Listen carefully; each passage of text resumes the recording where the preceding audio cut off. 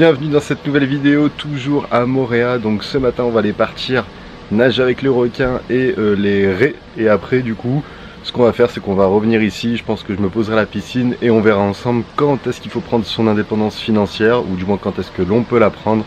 Et pour ça je te donnerai mon cas de figure en fait, quand est-ce que je l'ai pris. Donc pour ça je te donnerai du coup tous les chiffres en fait, les étapes en fonction de ma situation familiale, ma situation personnelle. Donc voilà, comme ça pourra te donner des idées. Je te donnerai pas mal de conseils sur quand est-ce que tu peux te permettre de prendre ton indépendance financière, parce que j'ai discuté avec pas mal de membres de Investisseurs Agisseurs à ce sujet. Donc voilà, Investisseurs Agisseurs c'est mon programme on va dire d'immersion qui te permet d'être dans un espèce de mastermind, de programme, enfin voilà, c'est vraiment quelque chose de gros. Donc ça je vais en revenir dans les prochaines vidéos, je vais en revenir plus précisément. Mais du coup il y en a beaucoup qui m'ont demandé, Max, quand est-ce que tu as pris ton indépendance financière, combien est-ce que tu gagnais, dans quelle situation personnelle tu étais. Donc je vais te répondre à tout ça dans cette vidéo. Allez, c'est parti.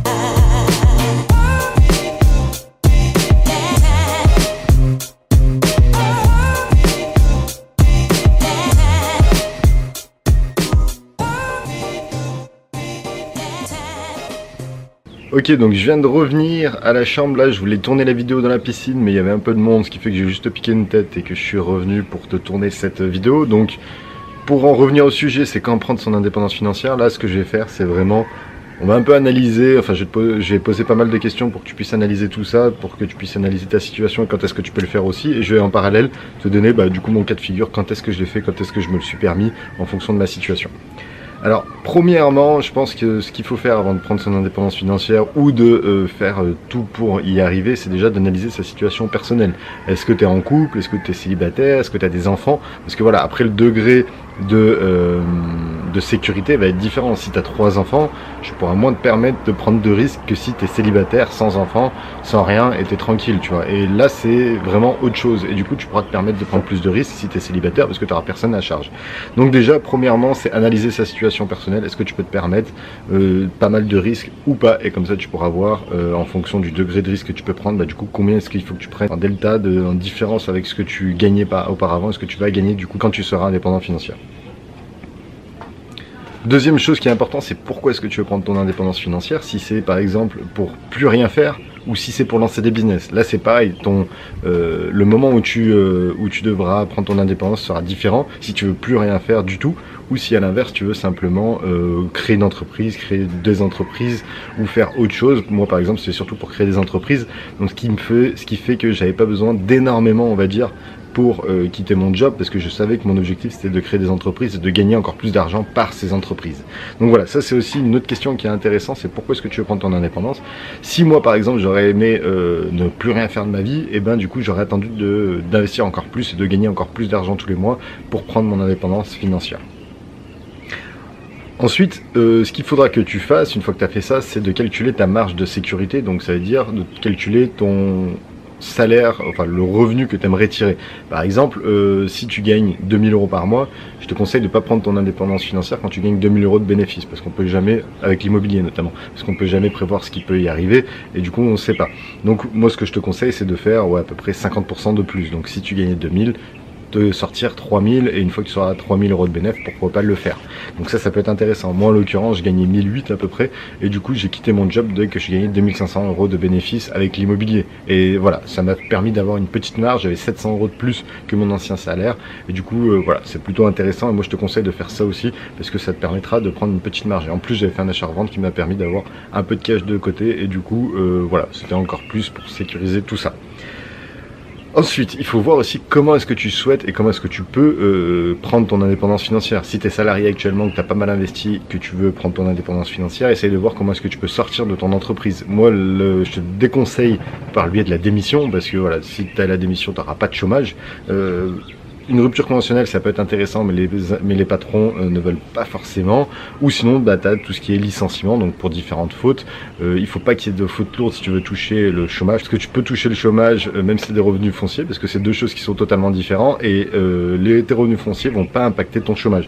Donc c'est pour ça que c'est intéressant de sortir de ta boîte une fois que tu as fait une rupture conventionnelle, ou une fois que tu t'es fait licencier pour une faute grave, mais pas pour une faute lourde. Donc fais bien attention à ça, renseigne-toi. Moi personnellement, ils m'ont licencié pour faute grave et pas pour faute lourde, et ce qui fait que ce licenciement m'a permis d'avoir le chômage pendant 2 ans, ou du moins pendant moins, parce qu'après j'ai pris le capital et j'ai demandé l'ACRE, donc c'est parce que je crée des entreprises, mais voilà.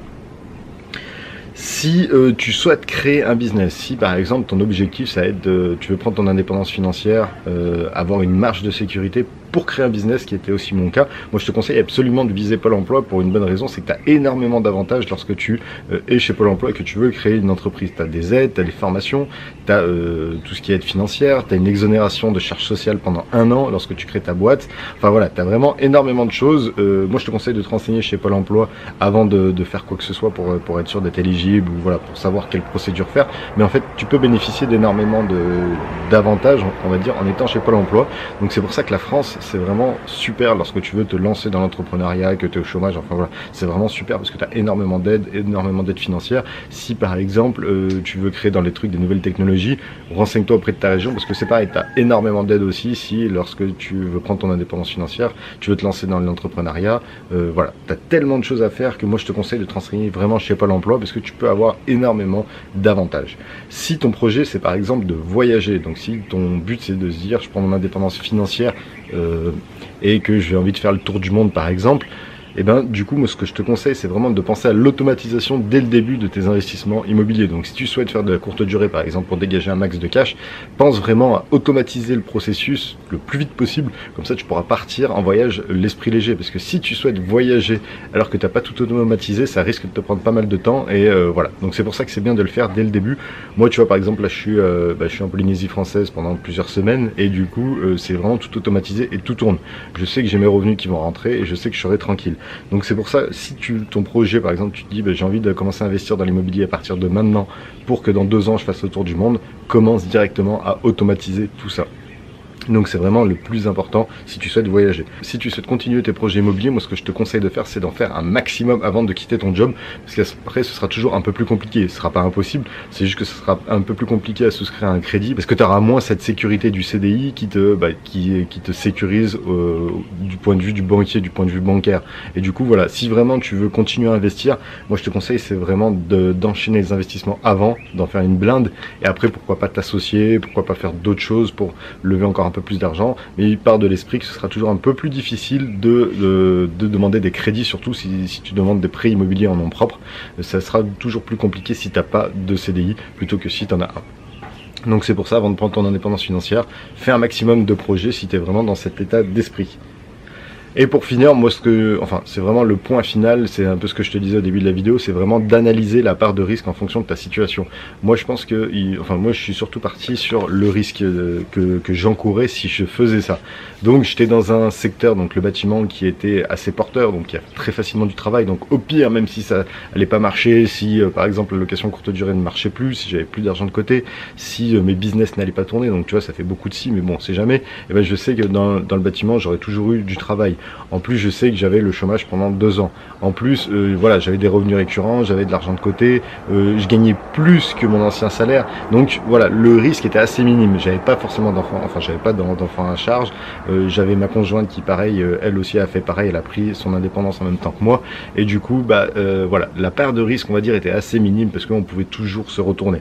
Donc ce que tu dois faire, ce que je te conseille de faire, c'est vraiment d'analyser cette part de risque et de toujours te trouver des portes de sortie, parce que l'indépendance financière c'est bien, surtout avec l'immobilier, mais on sait jamais. Moi je te conseille de toujours faire attention, toujours voir la situation au pire et toujours te blinder à ce niveau là pour éviter du coup quoi que ce soit, pour éviter tout aléa et tout problème qui peuvent encourir. Si par exemple, je te dis une bêtise, demain il y a un crack de l'immobilier, tu as vraiment une chute de la valeur de l'immobilier et des loyers de l'immobilier, et ben voilà, ça peut être problématique. Donc il faut que tu sois le moins impacté possible et que tu fasses pas mal de choses. Aussi, moi ce que j'avais fait, c'était que je créais des entreprises qui étaient peu capitalistique, ce qui te demande beaucoup moins d'argent en la lançant. Et après comme ça tu peux encaisser tout de suite des sous, tu n'as pas besoin de rembourser des prêts. Par exemple, un boulanger, lorsqu'il veut ouvrir une boulangerie, il faut qu'il paye 3 mois de loyer pour son local, il faut qu'il achète toutes ses machines, il faut qu'il rénove l'intérieur, il faut qu'il fasse pas mal de choses, et là il va souscrire un crédit qu'il devra commencer à rembourser. Moi en l'occurrence c'était pas du tout ça, j'ai essayé de créer des entreprises qui étaient pas du tout capitalistiques, et c'est ce qui m'a permis tout de suite d'avoir des revenus et de tout de suite switcher, et ne plus avoir besoin de Pôle emploi et de vivre encore mieux grâce à ces revenus supplémentaires que je me suis créé. Donc voilà. Analyse vraiment ta part de risque et c'est je pense le plus important et une des seules choses à prendre en compte lorsque tu veux vraiment prendre ton indépendance financière. Voilà du coup pour ce qui était de cette vidéo, et je te dis à bientôt pour une prochaine. Ciao.